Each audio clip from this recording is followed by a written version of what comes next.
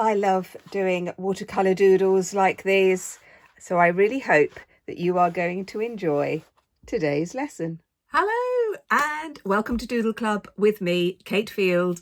I release art tutorials every Monday and Friday and a little wandering in the middle of the week. I do hope you are well and you are hugely welcome. Welcome back, all you lovely ones who keep tuning in week after week, because you are my students, and welcome if you are new.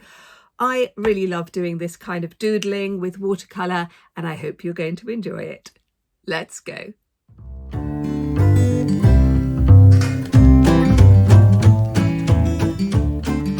Well, I do hope you are well. We are going to do a very quick little watercolour doodle. I've already masked up my sketchbook. I am very near the end of this sketchbook, and so the pages are a little bit squiffy. But this is going to be fun. I'm just using some ordinary decorator's tape. It's quite sticky, so I always kind of get a bit of rag or your clothing and just take off some of the sticky so that it doesn't just take the paper when you peel it off. I'm going to be using my favourite watercolour paints at the moment. These are solid opaque watercolours by Fumui, and they're just delicious. They really are. There is no other word for it. They are just scrummy. I'm going to do a bit of squirting. You need to activate the paints. Think about what colours you want to do. We're just going to dive in. I'm going to use quite a large brush, and I've got my pot of water that is actually perilously close to my coffee. So yeah, need to be a little bit wary of that. And we're going to do some swirls, just with one colour to begin with. I'm just going to go across the whole double page. So things are quite busy at the moment. So I'm recording some of my tutorials in advance because I might be in Sweden when you are watching this, or about to go anyway. So we're going on holiday to Sweden, which will be lovely because I've never been there before and I'm very much looking forward to it. So just putting in some of these. I'm going to add some yellow. The yellow will start to mix a little bit with the pink, so we get this lovely kind of orange appearing. Lots of kind of splashy bits. It's great fun, and I know that quite a few of you do these with your children or your grandchildren. They love this. Kids love this because it's very easy to do. It's hugely gratifying. But don't feel that you have to be a grandparent to do this. Little flicks. Good way of practicing your brush control or seeing what your different brushes can do. I am just sticking to these two colours. I'm not going to add any other colour at the moment. Just going to do this. Great fun. Doodling away. Work quickly when you're working with watercolours. If you kind of keep going over and over and over, the paper will just go bleh and disintegrate. I am now going to leave those to dry. Well, as always, I like to do more than one thing at a time. So I'm in my new sketchbook. So these are the collage pieces I did in Friday Art. If you haven't checked out that one, you might like to. But no, we are focusing on here. Masked it all up again. I've got some very thin masking tape, which is great fun. More watercolour paper in here. I've got my Fumui soft brush. It's really nice. It's a synthetic brush, which I really like. I think it works very well. I'm going to change the colours, although I do keep being drawn to the neon pink, but we're not going pink. We're going to go green. I'm going to do some blobbies. Oh dear. Yeah, I am definitely getting tired. Just sort of greens and yellows, using the same Fumui paint that I really do like adding a little bit of sort of the more orangey yellow, bringing it in there. I like trying out all sorts of different colours, and I like trying different brands as well, because for some projects you might have a preferred paint palette, and that's quite normal. And I encourage my students to try different things, so I don't tend to be particularly brand loyal, but I do come back to these ones because I like them. So there we go. Lively pieces. So this one I've sort of divided up into quarters. I'm going to go more blue, I think, sort of blues and lilac. Just doing some flicky bits. These sorts of things are great if you are just starting out in watercolour and you don't really know what the paint does, because you're not trying to paint anything in particular, and what you are doing is working out what the paint does. So for example, you could do a line of water, on here, get some paint, and then just scrape gently the paint across the water and see what happens. So all of these things help us to understand about the medium that we're working with.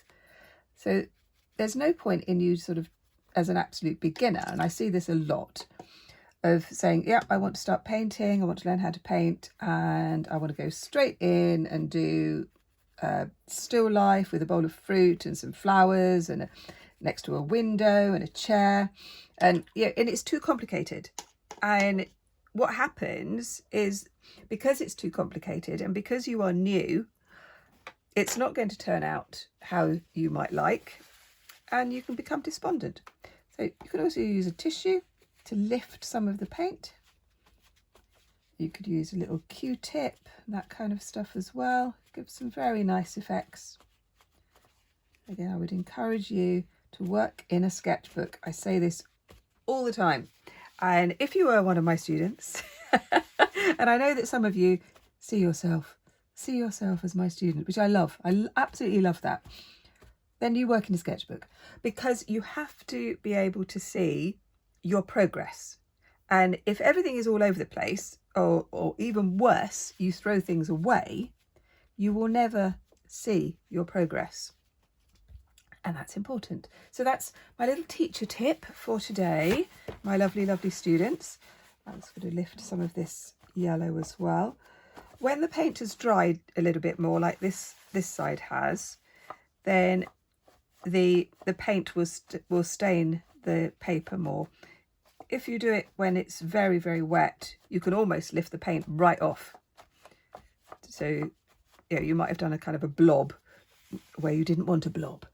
So I'm going to leave these ones to dry. I'm going to go back to the other ones. Oh, these are very bright. So if you are watching this on your television, then you might not need to put your sunglasses on.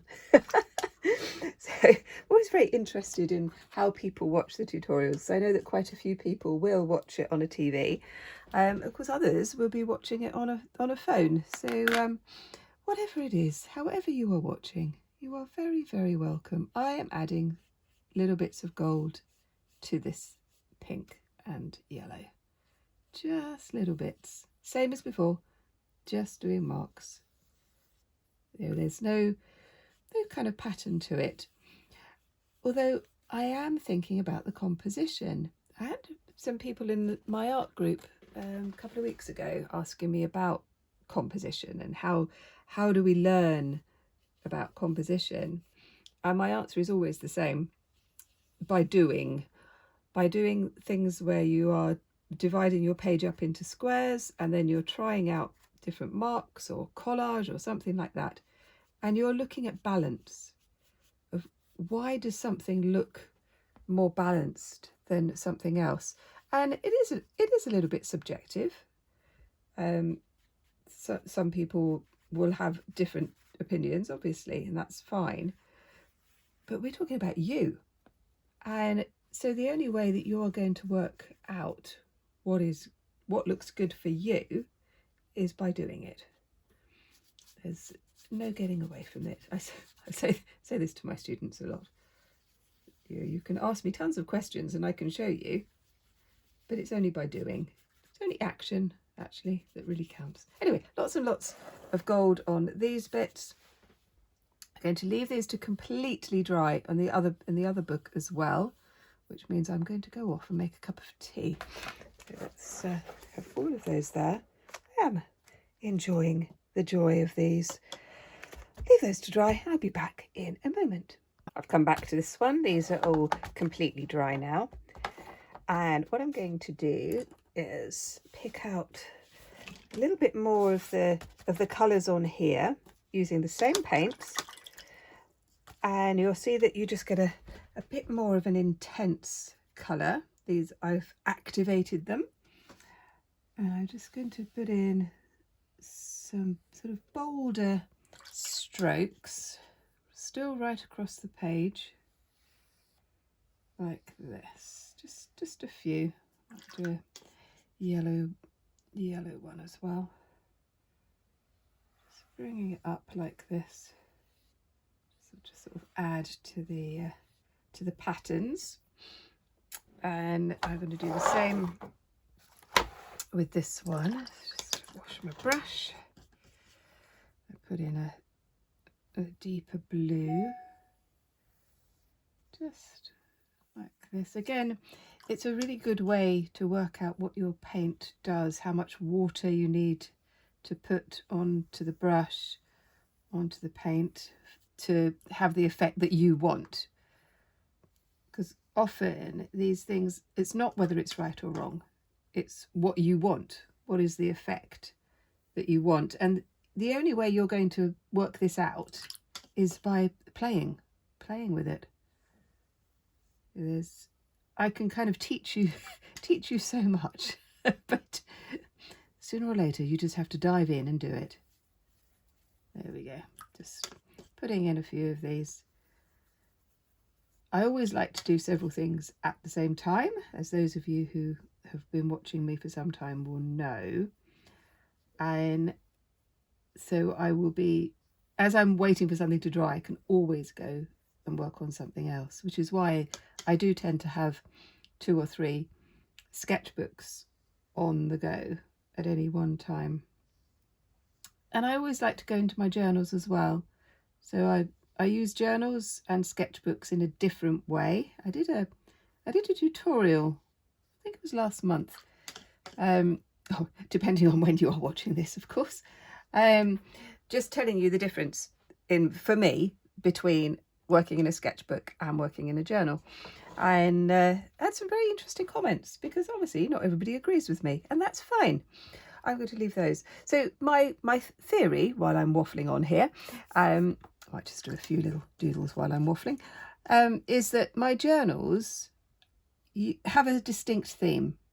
So I might be looking at the seasons, or it might be an exploration of the sea, or a walk, or something like that, or a series of poems that I want to be thinking about, or it might be to do with my faith, and so there'll be various things like that. Whereas my sketchbooks are just experiments, full-on experiments. So if you go through one of my sketchbooks, each page is going to be different. There's no cohesion with it at all. Because I use my sketchbooks when I'm teaching, and I do demonstrations all the time, and that's what happens. So I'm now going to add a little bit of gold. So this is gold acrylic. I've lost my little pot, so I just need to find, here we go, here it is, there we are. Just a little bit of gold, which has now got stuck. Right, that's better. I have to give it a little poke with a stick. I've just got a brush, and I'm just going to add a little bit of gold. You could use an acrylic marker or a gel pen, something like that.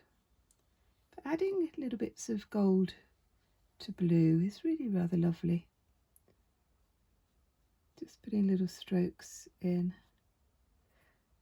like this, just marks. I'm just making marks. And I love this kind of exercise, and I use it a lot in my art practice.